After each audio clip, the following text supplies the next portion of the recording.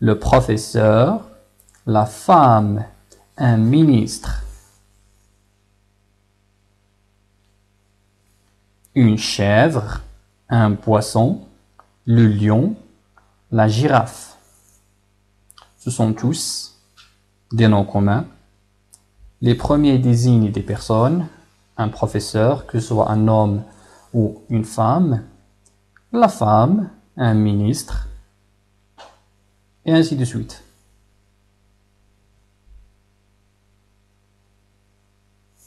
Une chèvre, c'est un animal, un poisson, un animal, le lion, la girafe, etc.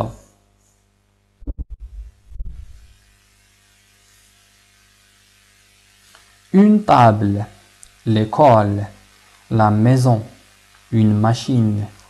Ce sont des noms communs qui désignent des choses, des objets.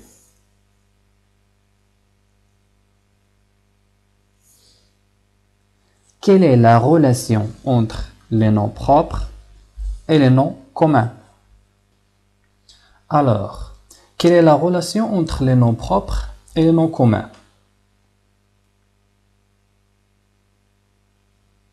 Il existe un certain emploi des noms propres comme des noms communs. Donc, parfois on peut trouver des noms propres qui sont employés comme des noms communs. Alors, on les emploie pour désigner en effet non pas un individu, mais un type d'homme qui leur ressemble. Non pas une région, mais une chose à laquelle le nom de cette région est attaché.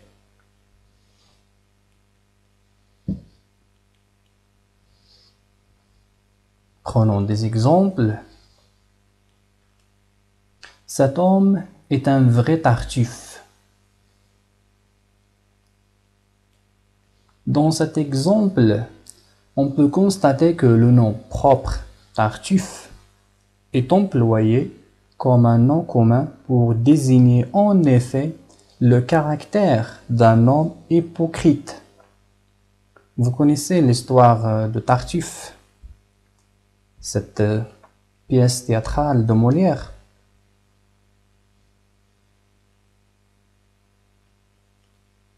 Deuxièmement, elle a commandé du chinois. Donc, elle a commandé du chinois.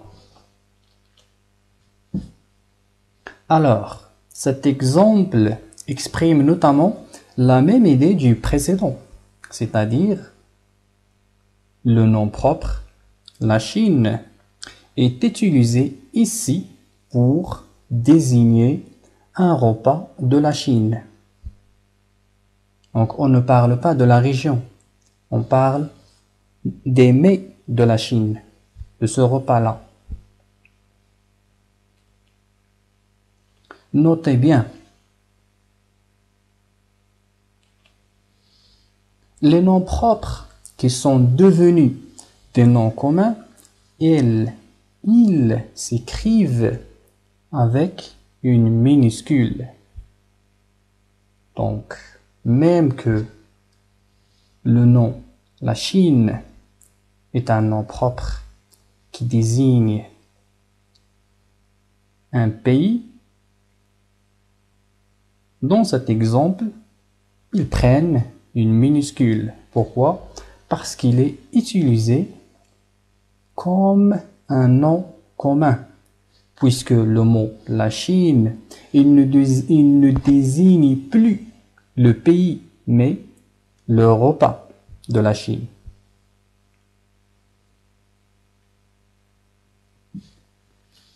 Alors, les noms de pays, de villes et d'habitants. Les noms de pays, de villes, de régions et même des habitants sont des noms propres. Pour les noms de pays ainsi que les habitants, on leur ajoute un déterminant. Prenons des exemples. Les noms de villes: Paris, New York, Rabat, Marrakech. Donc, ils prennent toujours une majuscule. Les noms de pays: la France, la Chine, l'Amérique, l'Italie. Ils prennent aussi une majuscule. Ils sont précédés des déterminants. Les noms des habitants: un Chinois, une Chinoise, un Français, une Française, un Italien, une Italienne. Ils prennent toujours une majuscule. Ils se précèdent par un déterminant. Les noms de villes: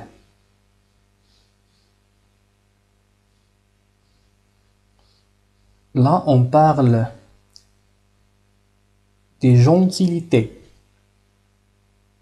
Le nom d'une personne qui vit dans une ville quelconque. Par exemple, un Parisien, c'est-à-dire le nom d'une personne qui vit à Paris. Un Tangérois, c'est le nom d'une personne qui vit à Tanger, au Maroc. Un Kairote, c'est le nom d'une personne qui vit à la Caire, la capitale de l'Égypte.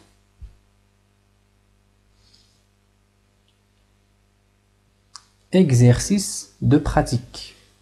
Alors, c'est notre dernière partie de cette leçon, l'exercice de pratique. Relevez du texte suivant les noms propres et les noms communs. Alors, voilà le texte. Depuis la semaine dernière, le père de Paul partit pour faire la chasse en Afrique. Hier, ma sœur vient de Paris avec son mari parisien. En fait, la mère de ce dernier, c'est-à-dire ce mari, était une Danoise, alors que son père, toujours avec le mari, alors que son père était belge. Monsieur Henrique, c'est le nom de ce mari. Monsieur Henrique parle bien en français, ainsi qu'en anglais. Puisqu'il maîtrise bien le français, je lui ai demandé de m'enseigner cette langue. Il m'a demandé de commencer par la lecture des contes tels que Le Petit Chaperon Rouge. Même que je suis un arabe, j'aime apprendre les langues étrangères. Alors, voici notre leçon. Donc, dans cet exercice, vous allez tracer un petit tableau que vous allez diviser en deux colonnes. Dans la première colonne, vous faites préciser les noms propres. Dans la deuxième, les noms communs. En fait, vous pouvez même diviser chaque colonne en personnes et choses. C'est-à-dire que, est-ce que ce nom-là désigne une personne ou une chose? Lorsqu'on dit par exemple la France. La France désigne une chose.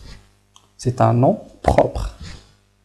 Lorsqu'on dit par exemple une table. La table désigne une chose, un nom commun. Alors, j'espère que cette leçon a été très utile pour vous. Merci pour votre attention. À la prochaine. À bientôt.